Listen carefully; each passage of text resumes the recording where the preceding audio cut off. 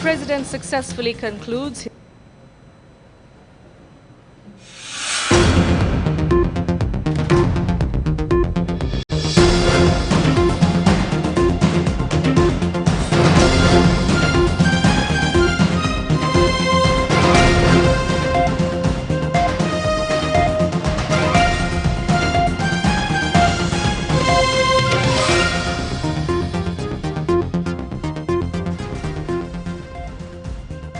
the world and what's happening here at home. A very good evening to you and welcome to Weekend Primetime News. I'm Sandro Ferdinando and here are your headlines for tonight.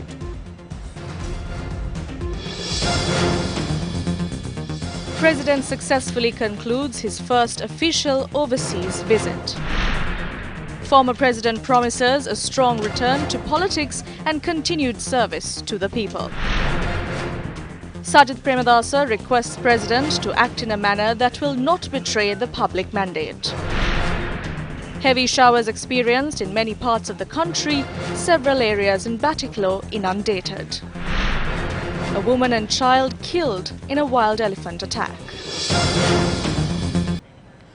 President Gotabaya Rajapaksa is due to arrive in the island tonight following the completion of his two-day official state visit to India.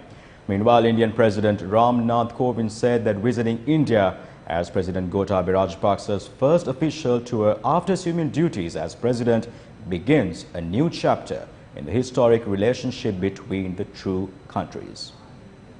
Meanwhile, United National Party MP Sajith Premadasa has requested President Gotabaya Rajapaksa not to betray the mandate given to him by the people of this country.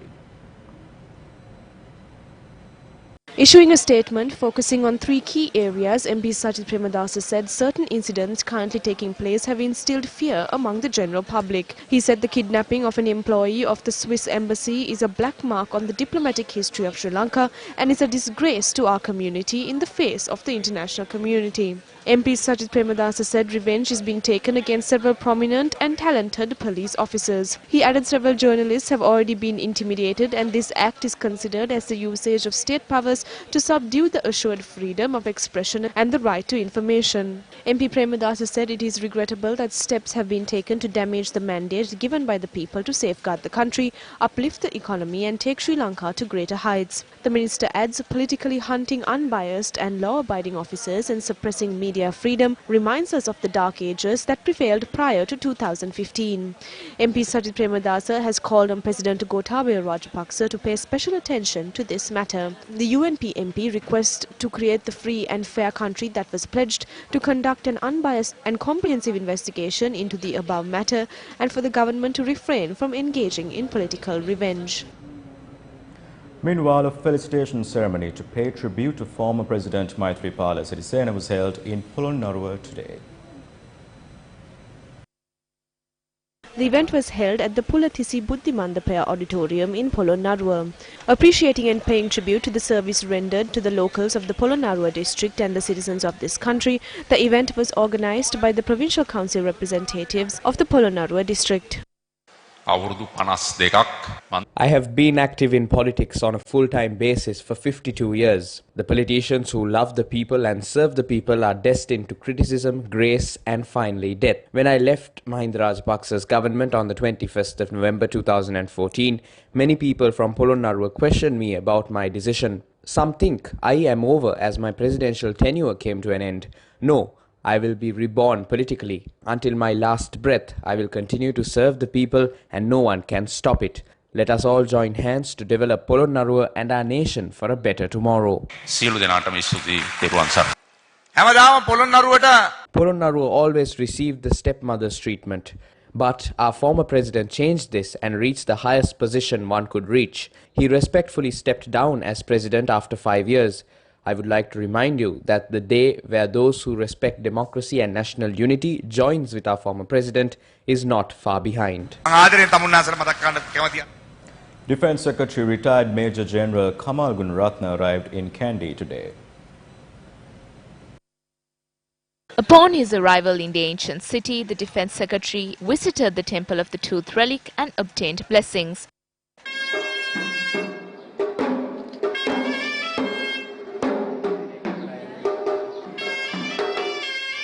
Following the religious observances, Defence Secretary responded to questions raised by journalists. රටකර යම්කිසි ආందోලනාත්මක සිද්ධියක් තියෙනවා රජය විසින් තුරේ විරුසමරුන් තහනම් කළ තීද්දි නමුත් යම් තැන්වල විරුසමරුන් පැවැත්වෙනවා අපිට රජයක් විදියට. As a government, we do not want to follow a repressive approach. All of this was allowed during the previous regime. In my view, if we are to stop such things immediately after coming to power, it will not be good. We hope to conduct a program in this regard in the future. කරන්න බලාපොරොත්තු වෙනවා. මේ සම්බන්ධයෙන් කිසිදු නීතිමය පියවරක් ගන්නේ නැද්ද? ඇත්තටම To be honest, there has been no violation of law. No tense situation was reported either. They have only celebrated the Mahavir Day. මක් පමණයි සිද්ධ වෙලා තියෙන්නේ. කියන්නේ සංවිධාන සඳහන් කළා තියෙනවා ජනාධිපතිතුමා සමග සහයෝගයෙන් වැඩ කරන්න සූදානම් කියලා. එහෙම වැඩ කරනවා නම් හොඳයි. මොකද It is good if they are willing to work together, as we have to serve the people of the north. If the regional politicians of the area are willing to support the president, prime minister and the government, I believe this will create a positive impact to those in the north. බලන්න මං හිතනවා ඒක හුඟක් හොඳ තත්ත්වයක් වෙයි. තීන සංවිධාන ප්‍රධාන ඉල්ලීම් දෙක වන උන්ගේ ඉඩම් නැවතලා බාදීම සහ හමුදා කඳවුරු ඉවත් කිරීම සම්බන්ධව ඔබතුමාගේ මතය මොකක්ද? හමුදා කඳවුරු ඉවත් වෙන්නේ නැහැ. Military camps will not be removed. The government is of the stance that the military should be placed in required areas to maintain national security. Therefore, we will not undermine national security at any cost and will not remove the army camps to fulfill anyone's requests. An army camp will not hurt or affect anyone. We treat everyone the same, regardless of their religion, community or age. We are prepared to serve everyone equally. අපි ඉෂදී පැහැදී ඉන්නවා. මහා සංඝරත්නයේ නිතරම එල්ලන චෝදනාවක් තමයි ඉතුරු නැගෙනහිර ප්‍රදේශයේ පුදාවස්තුවෙන් බෞද්ධ සිද්ධාස්ථාන ආක්‍රමණය කරන විනාශ වෙනවා. අපේ පුරා No matter to what religion or community those artifacts belong to, all artifacts must be preserved and protected. We will take steps in this regard in the future. ඒ ගැන ක්‍රියාමාර්ග ඉදිරියේදී ගනු වෙනවා. Subsequently, the Defence Secretary called on the Chief Prelate of the Askari chapter, Most Venerable Warakagoda Sri Gnanaratana Thero, and obtained his blessings.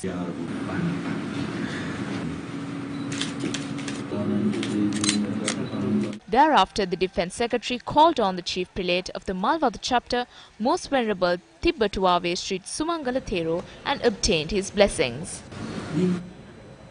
The Embassy of Switzerland to Sri Lanka issued an official statement with reference to the incident that transpired recently. The statement reads, quote, a serious security incident involving a local employee of the Embassy of Switzerland in Colombo occurred. The employee was detained against their will in the street, forced to get into a car, seriously threatened at length by unidentified men and forced in order to disclose embassy-related information, unquote. It added, quote, several false pieces of information are circulating in the reporting of this incident. The Swiss Embassy in Colombo is issuing the following clarifications. The Swiss Embassy immediately lodged a formal complaint and is fully cooperating with the Sri Lanka authorities in order to support the police investigation and initiate an inquiry over the case while duly considering the health condition of the victim and their relatives. Due to a deteriorating health condition, the victim is currently not in a state to testify. It has been alleged that the Swiss government rejected a request for the extradition of an employee of the Sri Lankan Criminal Investigation Department and his family. No such request has been submitted. Now, in relation to this story, the Human Rights Commission of Sri Lanka has called on Acting Inspector General of Police C.D. Wickramaratne to conduct a thorough and an impartial investigation into the incident where an employee of the Switzerland Embassy was abducted.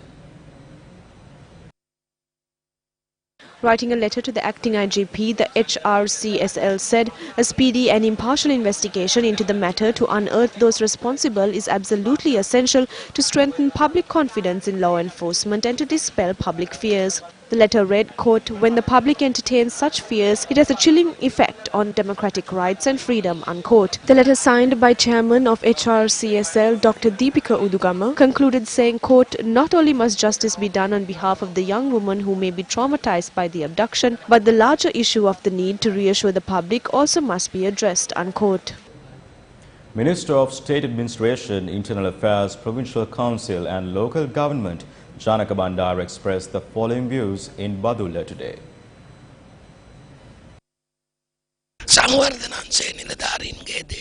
The previous government took away the rights of officers in the development sector. It's a huge injustice.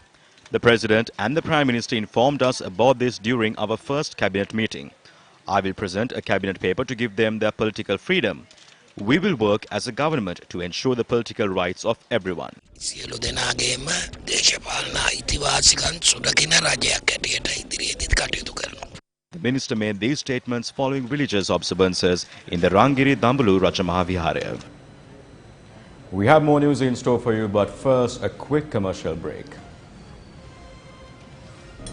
Certain live studio visuals in this news bulletin are brought to you using mobile phones through software designed by our very own Sri Lankan developers.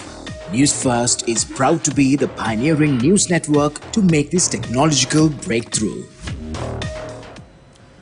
Welcome back. Now, Sri Lanka will reform the Credit Information Bureau listing, or CRIB, with a scoring system for lenders instead of listing customers as bad debtors. Deputy Governor of the Central Bank H.A. Karunaratne expressed the following views. We have designed to give a new pace to the CRIB report by introducing a scoring system.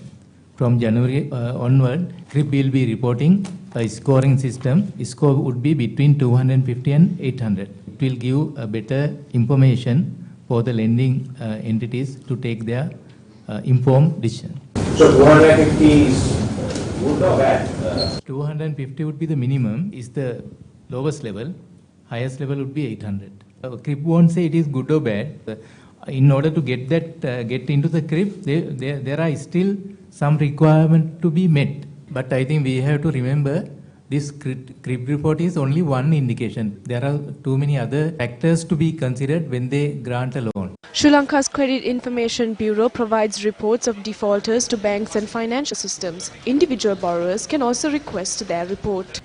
In some heartbreaking news, a woman and a child were killed in elephant attacks that took place in Polonnaruwa and Maithripala within the 48-hour period.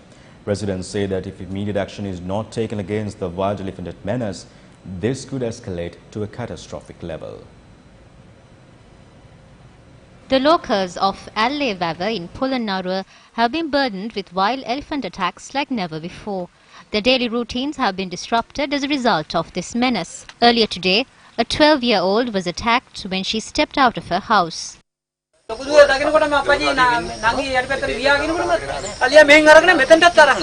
අලි තුන් දෙනෙක් ඇවිල්ලා තිනවා ඊයර ඉන්න එක්කෙනෙක් තමයි මේ ළමයාට හානි කරලා ළඟ දෙකේට පාර දීලා විකාලා ඊළඟ ගෙදර ගලමුල් කාලා තැන් වල මහ විනාශයක්. The death of Hiroshi left the entire village in shock. Her body has been placed at the Polonnaruwa General Hospital morgue. Even by the time the principal of the school that Hiroshi was studying at arrived at the scene, the wildlife officials had not yet arrived. The principal then made a phone call to the Veheragala Wildlife Office, and this was the response he received. මෙහි අර ළමයෙකුට අලියෙක් ගහලා ඒ සිද්ධියක් ආරංචි නැද්ද? ආනේ දැන් ආරංචි වුණා. ඔව් ඔබතුමාලා කවුරුත් ආවේ නැද්ද මෙහාට තාම? තවනම් ආවේ නැහැ මම අපි මේ මම දැන් එනවා කොහොමද එනවා කාර්යාලය එකකට ගිහින් වාහනේ නැහැ බයිසිකලේ මම බයිසිකලේ තමයි එන්නේ.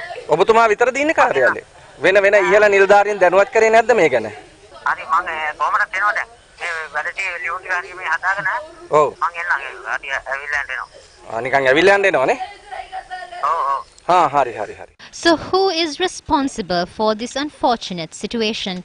While one innocent child of the future of this country bid farewell to us, her family still continues to struggle as victims of the human-elephant conflict. The locals in Nalanda, Hapugasyaya in the Maithripala district also suffer due to the human-elephant conflict. Another 55-year-old woman fell victim to the human-elephant conflict in Bogas, Bobella. The people are suffering, they are helpless. We earn an income with the greatest of difficulty and they destroy that as well. The woman was near the school when she was attacked by the wild elephant. Our innocent children go to this school. We are afraid that our children too will be killed. Please save our children. We can see how the people are suffering. They must resolve this issue in a manner that would not harm the locals and the animals. මේ පාසල් වත්ත විශාල වත්තක් ඒක නිසා දිවා කාලේ පවා අලි මේ පාසල් අතර රැඳිලා ඉන්නවා ගම්වාසීන්ගේ සහ දරුවන්ගේ ආරක්ෂාව සපයලා දෙන්න මේ වල්ලාලින්ගේ වෙන තර්ජනයට මොනවා හරි පියවරක් ගන්න කියලා තමයි ඉල්ලීමක් කරන්නේ. While reaffirming its commitment to mine action under the Ottawa Convention, Canada has announced $8.3 million to support mine-affected communities, including Sri Lanka. Canadian Minister of Foreign Affairs François Philippe and Karina Gold, Minister of International Development, issuing a statement, said the new funding includes $2 million for landmine clearance in northern Sri Lanka, with women comprising close to half of the demining workforce. According to the ministers, unexploded landmines prevent local populations from living and working on their lands in more than 60 countries. Every year, 7,000 people lose their lives and thousands more are injured in areas contaminated by these weapons around the world. The statement reads, quote, ensuring that women and youth are actively involved at all levels of mine action projects is a priority for Canada. Doing so improves access to essential services and provides people with opportunities to be agents of change in building safer communities. Today marks the 6th day of the international campaign 16 Days of Activism Against Gender-Based Violence. According to a study commissioned by the United Nations Population Fund, 90% of women in Sri Lanka have been subjected to sexual harassment on public transport. Sexual harassment on public transport may occur in varying degrees of physical and verbal abuse, and in some events may even lead to rape. According to the UNFPA, while sexual harassment violates the fundamental rights and the freedom of women and girls, it also results in creating an environment of insecurity for women and girls, which will limit their full participation in public life, employment and education. Public transport is the most economical and viable option for the majority of Sri Lankans. If Sri Lanka is to achieve its economic potential, maximizing labor force participation is essential. UNFPA says addressing sexual harassment on public transport is paramount as it is a key deterrent that restricts the movement of women for economic opportunities. Let's now take a look at your international news in brief.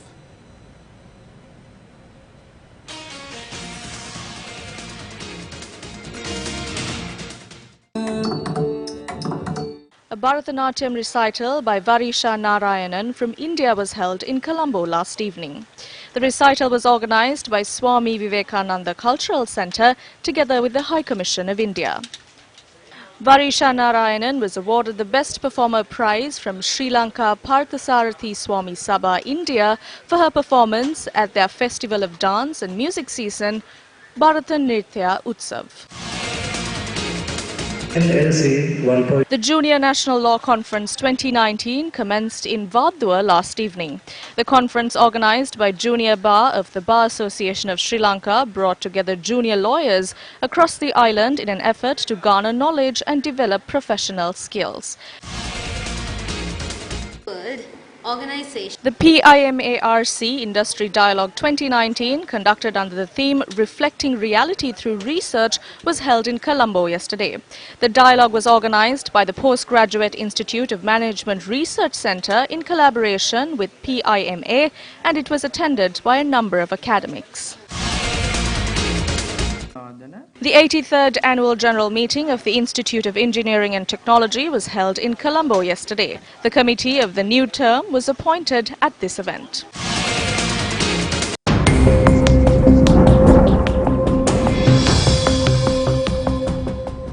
Several areas in Batticaloa are inundated due to the heavy rainfall experienced in the area. A landslide was also reported from the Apitikanda estate in Punagala, Halmadulla. Sendevele and several other areas in the Batticaloa district are flooded. Our correspondent said the vehicular movement along the roads in these areas are hampered. A boat service has been implemented by the Disaster Management Centre in the affected areas.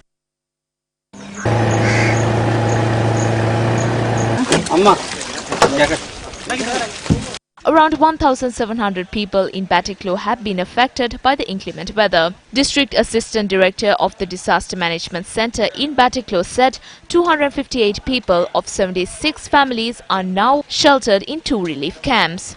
The Dhamma Hall of the historic Mughal Mahaviharya in Dahugala was damaged due to heavy showers and strong winds.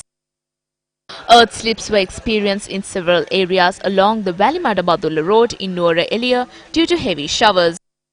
A landslide was reported from the Ampathikanda estate in Punnagala, Haldamulla today. Our correspondent said a house has been completely damaged. One lane of the Badulla Nuwara Eliya road in the 6th mile post was blocked due to an earth slip. Police has requested drivers to be vigilant in this regard. Meanwhile, 100 houses of labourers in the Vilgoda area in Kurunagala have been inundated due to heavy downpours in the area.